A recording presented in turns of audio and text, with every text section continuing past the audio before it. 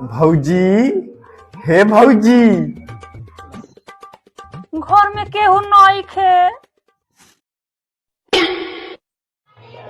तो मुंड बना है, काम हो जाएगा।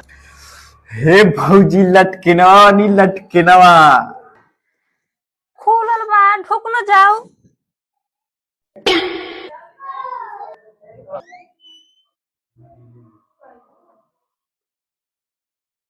भौजी बड़ा उदास बैठल वारू। तो का करी, जब से भैया रउआ बहरा गइल बा न तब से मने नइखे लागत। भौजी भैया नवा त का भइल, हम बानी न। दूर छिला रउआ के खाली मजाके लागेला। हे भौजी एगो बात कही। एगो ना रउआ 4 गो कही। हे भौजी रउआ के देखत तानी त हम मलिए याद आवता। मोलिया ये रउआ के दूर काहे बैठल बानी, सट के बैठी ना।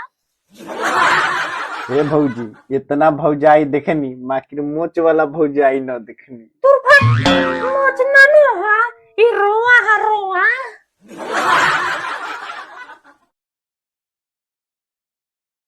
इस साला भौजाइया के साथ क्या कर रहा है, आज तो पकड़ा ही गया।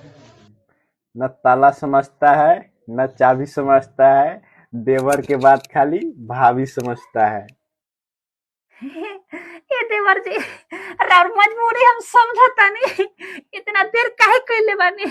आई होई रजैया में गरमा देतानी। आई आई आई दर्द दिलावा में उठे